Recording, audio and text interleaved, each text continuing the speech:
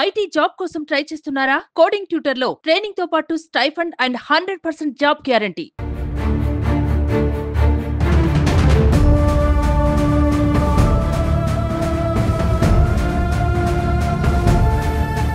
మృతుడు ధర్మాన రమేష్ ఆయన నివాసం ఉంటున్నటువంటి ఇల్లండి ఇది.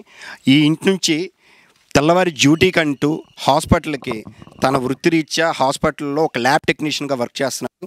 అటువంటి ల్యాబ్ టెక్నీషియన్ తెల్లవారి 7 గంటలకి బయలుదేరిన తర్వాత వాళ్ళ మిత్రుడు, వాళ్ళ స్నేహితుడు, సన్నిహితుడు అయినటువంటి మరొక కుర్రోడు, గోపి అనే కుర్రోడు తన్ని హాస్పిటల్కి తీసుకెళ్ళి నుంచి వేరే ఊరు ఎక్కడైతే గొడవ జరిగిందో ఆ ఊరికి మనం రాజీ చేద్దాము, ఎటువంటిది జరగదు, ఇంకా అయిపోయింది, ఇంకేమీ ప్రాబ్లం లేదు, ఒకసారి మాట్లాడి వచ్చేద్దామని బలవంతంగా తీసుకెళ్ళి ఇటు నుంచి ప్రాణాలతో వెళ్ళినటువంటి రమేష్ ఒక ప్రాణాలు లేకుండా ఒక మూగజీవిగా ఒక చెట్టుకి శవమై కనిపించాడండి. అది చూసినటువంటి కుటుంబము చాలా బాధపడుతున్నటువంటి తరుణం. ఈరోజు ఆ తోటలో ఎక్కడైతే సంఘటన వాళ్ళు చేశారు అక్కడికి డైరెక్ట్గా మనం వెళ్ళే ప్రయత్నం చేద్దాం. ఆ తోటలో ఎక్కడ జరిగింది, అది ఏ విధంగా జరిగింది, ఆ చెట్టుకి హ్యాంగ్ చేసేటప్పుడు అదే తోటలో ఇంతకు ముందు కూడా వేరే హత్య కూడా జరిగింది అని చెప్పి గ్రామస్తులు చెప్తున్నారు. ఆ తోటలో ఇది 2వ హత్యగాను వీళ్ళు చెప్తున్నారు. ఎక్కడైతే హత్య జరిగింది అనేది ఒక తోటలో, అది ఆత్మహత్యగా చిత్రీకరించినటువంటి తోట దగ్గరికి వెళ్ళడం జరుగుతుంది. కంప్లీట్గా ఒక అడవిని తలపించే విధంగా ఎక్కడ కూడాను చుట్టుపక్కల చెట్లు, తోటలతో ఉన్నటువంటి ఏరియాని, నిర్మానుషంగా ఉన్నటువంటి ఏరియాలో నార్మల్ టైంలో మనం ఎవరైనా రావాలంటేనే భయపడినటువంటి ఇలాంటి దట్టమైనటువంటి ఒక తోటలోకి ఇక్కడ తీసుకొచ్చి వీళ్ళని ఒక ఆత్మహత్యగాను ఒక చెట్టుకి హ్యాంగ్ చేసేసి దీన్ని ఆత్మహత్యగా చూపించారు. వీళ్ళు ఇది హత్య అని చెప్పడానికి బలంగా ఏంటి అంటే, ఇక్కడికి ఈ ప్రాంతానికి తీసుకొస్తున్నప్పుడు ఎంట్రన్స్లో ఉన్నటువంటి ఒక సీసీ కెమెరాలో బండి మధ్యలో ఆ కుర్రోని కూర్చోబెట్టి ఇద్దరు కూడాను బైక్ని డ్రైవ్ చేసుకొని తీసుకొని వచ్చారంట. తీసుకొచ్చి ఏ చెట్టుకైతే హ్యాంగ్ చేశారో ఆ ప్లేస్లోకి మనం వెళ్ళే ప్రయత్నం అయితే చేద్దాం. ఇది చాలా మొత్తం అంటే ఒక దట్టంగా ఒక అడవిని తలపించే విధంగా ఉన్నటువంటి తోట ఇది. సో ఈ తోటలోకి ఒకసారి వెళ్ళే ప్రయత్నం అంటే కంప్లీట్గా ఒక జీడి మామిడి తోటలోనికి బలవంతంగా తీసుకొచ్చేసి, అంటే అప్పటికే ఆ కుర్రని చంపేసి ఇక్కడికి తీసుకొచ్చారన్నది వీళ్ళు ఆరోపిస్తున్నారు.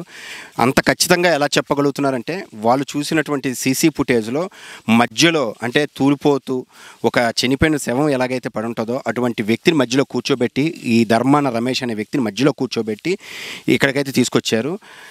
ఎవ్వరికీ అనుమానం రాకుండా దీన్ని ఉరిగాను చూపించే ప్రయత్నం అయితే వాళ్ళు చేశారు. ఎలా చేసినప్పటికీను ఎవరైతే ఆ అబ్బాయి యొక్క స్నేహితుడు ఇక్కడికి ఉన్నారు అంటే వీళ్ళన్నీకి కబురు పెట్టిన తర్వాత ఎక్కడ ఉన్నాడంటే ఇక్కడే ఉన్నాడు అని ఖచ్చితంగా ఇదే స్పాట్కి ఎలా తీసుకొచ్చారు, ఈ ఇంతటువంటి ఈ అడవిలా తలపించినటువంటి ఈ ఏరియాని అంటే చూస్తే చుట్టుపక్కల ఎక్కడ కూడా కంప్లీట్ చూడండి చెట్లు, ఇంత మధ్యలోకి తీసుకొచ్చి ఇక్కడ ఉరి తీసే ప్రయత్నం అయితే చేశారు. ఇదే చెట్టుకి వీళ్ళు ఉరేశారు అంటున్నారు. అంటే వాళ్ళు సాక్ష్యాధారాలని సృష్టించడంలో కూడా విఫలమయ్యారని చెప్పడానికి ఒక నిదర్శనం మీకు చూపిస్తున్నాను చూడండి. చనిపోయినటువంటి కుర్రోడి యొక్క జోళ్ళు 2 పక్క పక్కనే ఉన్నాయి. అంటే ఉరేసుకున్నట్లయితే చూడండి, ఎక్స్క్లూజివ్గా జోళ్ళు చనిపోయినటువంటి కుర్రోడి యొక్క జోళ్ళు ఇవి. ఒకవేళ చనిపోయిన కుర్రోడు ఉరేసుకున్నట్లయితే కాళ్ళు కొట్టుకున్నప్పుడు అటు ఇటు తల్లి జోళ్ళు చెల్లాచెదురు అవుతాయి అని క్లియర్గా ప్రతి ఒక్కరికి తెలుసు. అటువంటిది ఒకే ప్లేస్లో అంటే 2 జోళ్ళు ఒక్క దగ్గరే పెట్టి సెల్ ఫోను ఛార్జర్ కూడా ఈ చెట్టు దగ్గరే పెట్టారంటున్నారు.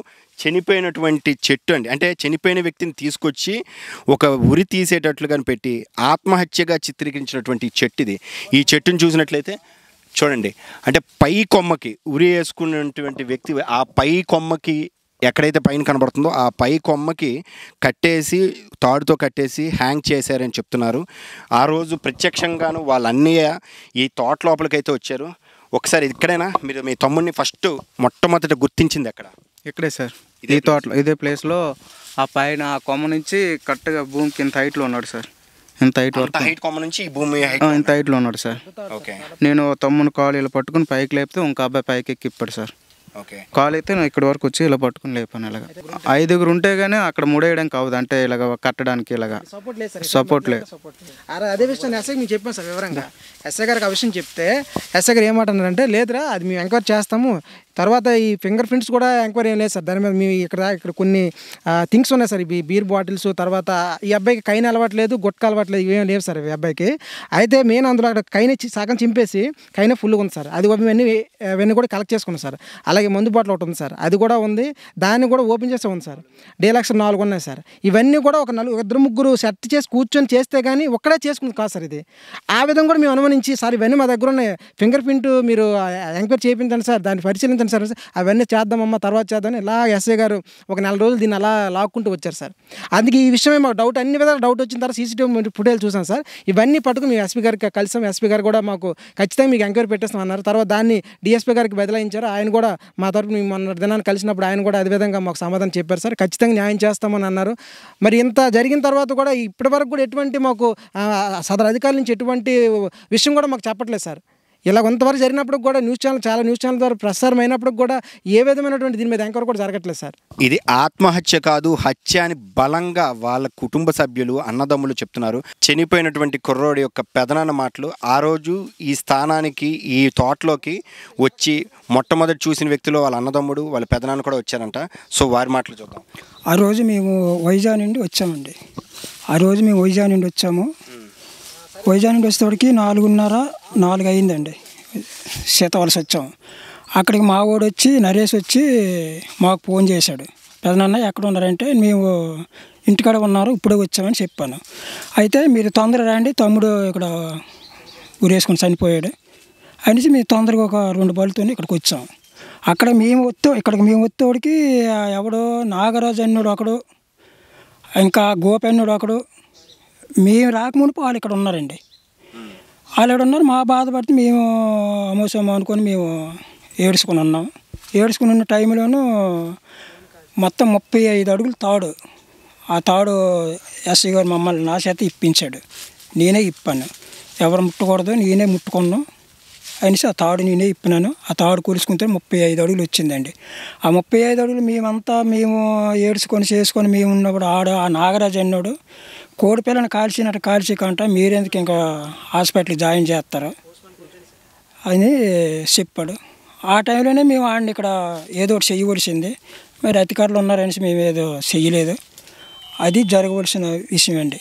ఆ నాగరాజు ఒకడు, తర్వాత తోటిదారు అన్నోడు ఒకడు, తర్వాత ఇంకా మా ఊళ్ళో ఉన్న పిల్ల మంగమ్మ కొడుకు అన్నాడు ఒకడు, ఆ పిల్లగాల మామ ఒకడు నరసయ్య, తర్వాత ఇంకా ఆ యజమాని ఒకడు.